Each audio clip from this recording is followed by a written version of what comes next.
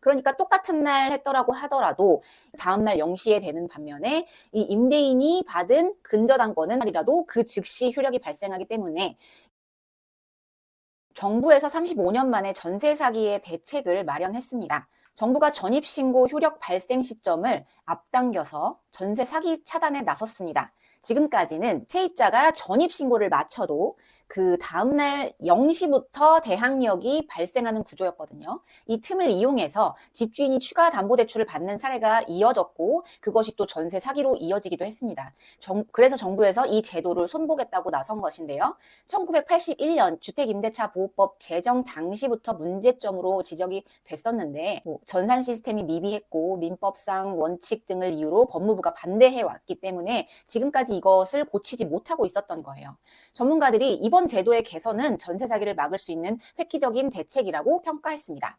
이 대책의 핵심을 말씀드리자면 원래는 임차인이 본인이 여기를 이사 와서 이 전입신고를 한 날에 대항력이 생기는 것이 아니라 전입신고를 한 다음날 0시부터 대항력이 생겼었거든요. 그것을 지금 전입신고를 한 그 순간부터 대항력이 발생할 수 있도록 정부에서 대책을 마련했다는 말입니다. 이 제도의 허점은요. 임차인이 전입신고를 하면 법적으로는 다음날 0시부터 대항력이 발생하게 되지만 은행의 근저당권은 등기 접수 시점부터 즉시 효력이 발생을 해요. 이게 무슨 말이냐면 임차인이 전입신고를 하면 그 다음날 0시부터 대항력이 생기지만 근데 그 전입신고를 한 날 오후에 집주인이 은행에 가서 근저당권, 즉 대출을 받는 거예요. 그 집 담보로. 그렇게 하면 이 은행의 근저당권은 등기 접수하는 그 시점부터 즉시 효력이 발생을 해요.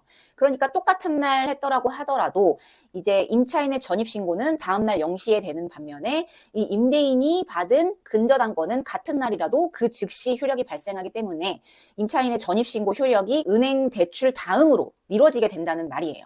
만약에 이 건물이 경매로 넘어갔을 때 이 임차인보다 은행 담보가 더 위로 올라가 있기 때문에 이 임차인이 보증금을 받을 수 없게 될 확률이 굉장히 높아지죠. 그래서 전세 사기가 될 수 있는 건데요. 실제로 이 같은 시간차를 이용해서 전세 사기를 하는 사례가 굉장히 적지 않게 발생하고 있었기 때문에 진작에 이 제도를 마련을 했어야 했다고 생각은 하지만 그동안에 이 관계기관 간의 이견으로 도입이 미뤄져 왔다고 합니다. 법무부와 법원, 금융당국 등은 전입신고 즉시 대항력을 인정하려면 관련 행정, 금융 시스템을 먼저 갖춰야 된다. 이렇게 얘기를 했고 정부는 대항력 발생 시점을 전입신고 처리 시점으로 바꾸면 이런 문제를 상당 부분 차단할 수 있을 것으로 봤기 때문에 계속 시도하려고 했었고요.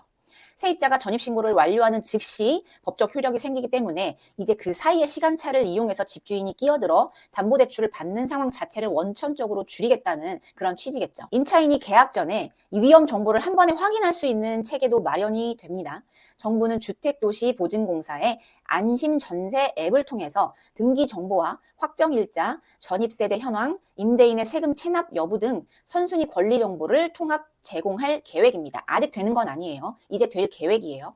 현재는 이런 정보를 확인하려면 임차인이 임대인의 동의를 받아서 여러 관공서를 직접 방문을 해서 확인을 해야 하는 번거로움이 있습니다. 앞으로 전입신고와 확정일자 정보까지 함께 제공이 되면 다가구 주택처럼 여러 세입자가 보증금을 나눠 가져야 하는 경우에도 선순위 임차인 현황을 보다 쉽게 파악할 수 있을 것으로 보입니다.